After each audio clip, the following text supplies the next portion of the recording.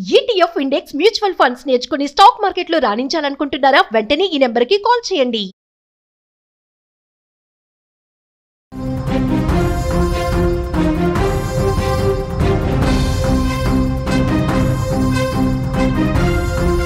Breaking news చూస్తున్నాం. దేశమంతా మరొక్కసారి ఉలిక్కిపడే బ్రేకింగ్ న్యూస్. మన పొరుగు దేశమైనటువంటి నేపాల్ మనకు ఒక హెచ్చరిక చేసింది. భారత్ అలర్ట్ గా ఉండాలి. మళ్ళీ భారత్లో పెహల్గాం లాంటి ఉగ్ర దాడులు జరిగే అవకాశం ఉంది. వాటికి సంబంధించిన బ్రేకింగ్స్ ఒకసారి చూద్దాం. భారత్లో మరో ఉగ్రదాడి జరిగే ఛాన్స్. ఉగ్రదాడులు జరుగుతాయని భారత్ను హెచ్చరించిన నేపాల్ భూభాగం నుంచి భారత్లోకి ఉగ్రవాదులు చొరబడేందుకు ప్లాన్. దాడికి సిద్ధమవుతున్న లష్కరే తోయిబా, జైషే మహమ్మద్ సంస్థలు ఉగ్రదాడి నేపథ్యంలో భారత్ను అలర్ట్ చేసిన నేపాల్ ప్రధాని భద్రతా సలహాదారుడు సూచన.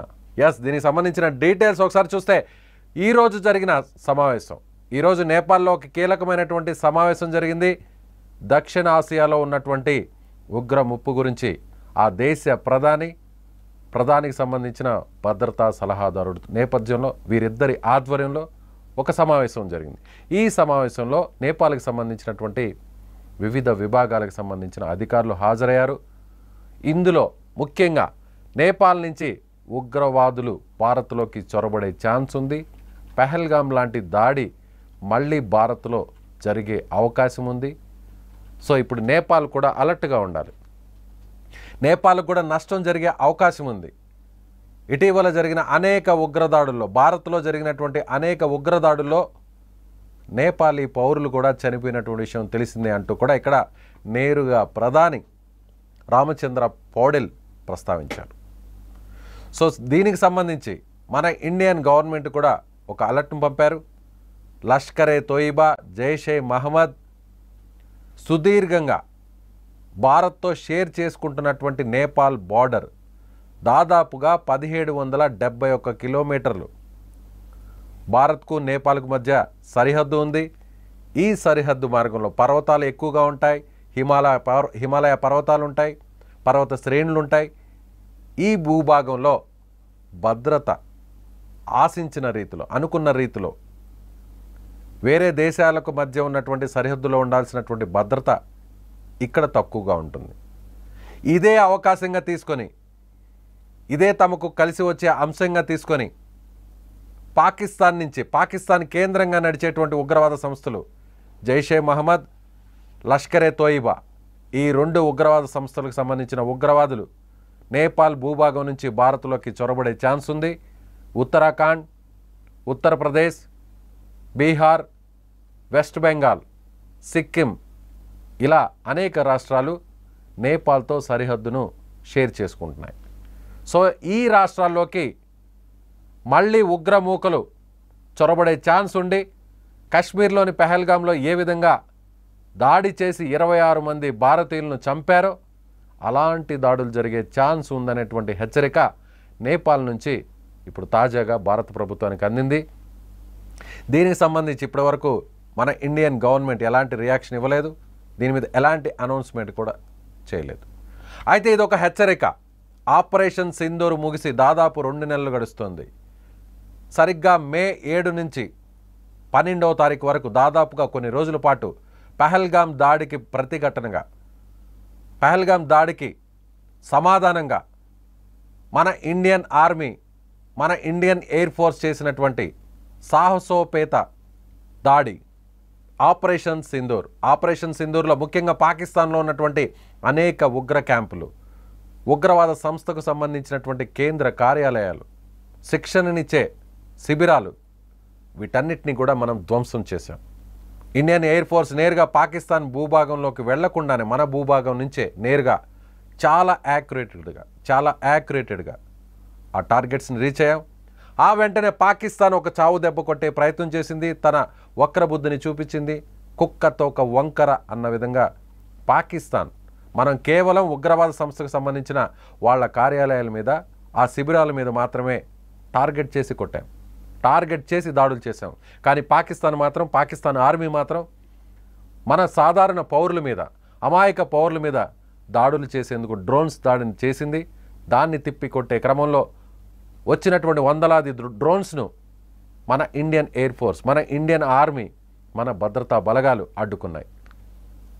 అయితే వెంటనే సరైనటువంటి సమాధానం తిరిగి చెప్పే విధంగా మనకున్నటువంటి అసలైన బలాన్ని ప్రపంచానికి చాటి చెప్పే అవకాశం సరిగ్గా మనకు అప్పుడే దొరికింది. పాకిస్తాన్లో ఉన్నటువంటి ఎయిర్ డిఫెన్స్ సిస్టమ్ని కొలాప్స్ చేశాం. పాకిస్తాన్ గగనతలంలో స్వేచ్ఛగా మన యుద్ధ విమానాలు తిరిగే అవకాశం మనకు వచ్చింది. పాకిస్తాన్కి సంబంధించినటువంటి ఏదైతే ఆర్మీకి సంబంధించినటువంటి ఎయిర్ బేస్ల్ని, మిలిటరీ ఎయిర్ బేస్ల్ని ధ్వంసం చేశాం. పాకిస్తాన్ని ఏమైనా చేయగలిగే గొప్ప అవకాశం మనకు దొక్కింది. పాకిస్తాన్ని చావు దెబ్బ తీసే ఛాన్స్ మనకు దొక్కింది. పాకిస్తాన్కి సంబంధించినటువంటి ప్రధాన మిలిటరీ ఎయిర్ బేస్లని, వాళ్ళ కార్యాలయాల్ని టార్గెట్ చేశాం. అక్కడ దాడులు చేశాం. ప్రపంచానికి మన దగ్గర ఉన్నటువంటి సత్తా ఏమిటో చూపించాం. మన మిసైల్స్కి, మన ఫైటర్ జెట్స్కి, మన ఇండియన్ ఎయిర్ ఫోర్స్కి ఉన్నటువంటి బలమేంటో ప్రపంచానికి చాటి చెప్పాం. సో ఒక్కసారిగా భయపడినటువంటి పాకిస్తాన్ అమెరికాకు మొరపెట్టుకునింది, కాళ్ల బేరానికి వచ్చింది. తమ దగ్గర ఉన్నటువంటి కిరాణా హిల్స్కి దగ్గరలో ఉన్నటువంటి మిలిటరీ ఎయిర్ బేస్ మీద ఇండియా దాడి చేసింది. తద్వారా తమ దగ్గర ఉన్నటువంటి న్యూక్లియర్ వెపన్స్కి ప్రమాదం పొంచి ఉంది, రేడియేషన్ కూడా లీక్ అవుతుంది అనేటువంటి ఒక అసత్యపు సమాచారాన్ని స్ప్రెడ్ చేసింది. దాంతో అమెరికా ఎంటర్ అయి వారిని నిలిపివేయాలని, యుద్ధాన్ని ఆపివేయాలని భారత్ను కోరింది. ఒక పెద్ద మనసుతో మన ప్రధాని, మన భారత ప్రభుత్వం, మన ఇండియన్ ఎయిర్ ఫోర్స్, మన ఇండియన్ ఆర్మీ, మన ఇండియన్ నేవీ, త్రివిధ దళాలన్నీ కూడా పాకిస్తాన్ని చావు దెబ్బ కొట్టిన తర్వాత, మన బలం ఏంటో ప్రపంచానికి చూపించిన తర్వాత, ఉగ్రవాదుల్ని పూర్తిగా ధ్వంసం చేసే అవకాశం మనకు వచ్చిన తర్వాత యుద్ధాన్ని మధ్యలో నిలిపివేసి సీజ్ ఫైర్కి ఒప్పుకున్నాం. కాల్పుల విరమణకు మనం ఒప్పుకున్నాం. అయితే ఇంకా కూడా తన తీరు మార్చుకొని పాకిస్తాన్ ఇప్పుడు ఉగ్రవాదులను మళ్ళీ కూడా భారత్లోకి పంపేందుకు, చొరబాటు చేసేందుకు కుట్ర పన్నుతోంది. పాకిస్తాన్ కేంద్రంగా ప్రధాన ఉగ్రవాద సంస్థలైన లష్కరే తోయిబా, జైషే మహమ్మద్ మళ్ళీ మన భారతదేశంలోకి ఉగ్రవాదులను పంపే ప్రయత్నం చేస్తోంది. పహల్గామ్లో లాగా మరో పెద్ద దాడిని చేసే అవకాశం ఉంది అనేటువంటి హెచ్చరికను ఇప్పుడు నేపాల్ చేస్తోంది. ఇదే విషయాన్ని ఇవాళ జరిగినటువంటి అంతర్గత సమావేశంలో నేపాల్ ప్రధాని భద్రతా సలహాదారుడు చెప్పారు. సో ఇప్పుడు ఒక్క మాట చెప్పారు, మన ప్రధాని ఒక్క మాట చెప్పారు, మన త్రివిధ దళాల అధిపతులు ఒక మాట చెప్పారు. ఆపరేషన్ సింధూర్ ముగియలేదు, ఆపరేషన్ సింధూర్ ఇంకా కూడా క్లోజ్ కాలేదు. మన మీద ఎప్పుడైనా దాడి చేస్తే పాకిస్తాన్లో ఉన్న ఉగ్రవాద సంస్థను, దాని వెనకున్నటువంటి ఐఎస్ఐను దేన్ని కూడా వదిలిపెట్టే ప్రసక్తే లేదని చాలా కరాఖండిగా మన ప్రధాని మోదీ చెప్పారు. మన మిలిటరీ అధిపతులు కూడా చెప్పారు. కాబట్టి ఒకవేళ అలాంటి సాహసమే చేయడానికి ప్రయత్నిస్తే, అలాంటి దుస్సాహసమే చేయడానికి ఒకవేళ పాకిస్తాన్కి సంబంధించిన ఉగ్రవాద సంస్థలు, ఉగ్రవాదులు చేస్తే మళ్ళీ పాకిస్తాన్ నడ్డు విరిచి కాళ్ళు విరిచే అవకాశం భారత్కు దక్కుతుంది. ఒకవేళ చిన్న మిస్టేక్ చేసిన, చిన్న తప్పు చేసిన పాకిస్తాన్ను ప్రపంచ మ్యాప్లోనే లేకుండా చేసే అవకాశం మనకిచ్చినట్టు అవుతుంది. అప్పుడు అమెరికా లాంటి ఏ దేశాలు వచ్చినా కూడా ఎవరు పాకిస్తాన్కు ఎదురు వెళ్ళలేవు, పాకిస్తాన్కు మధ్యలో నిల్చోలేవు, పాకిస్తాన్ను కాపాడే ప్రయత్నం చేయలేవు. కాబట్టి ఉగ్రవాదులు అలాంటి దుస్సాహసమే చేస్తే మరోసారి ఆపరేషన్ సింధూర్ 2.0ను పాకిస్తాన్ చూడాల్సి వస్తుంది.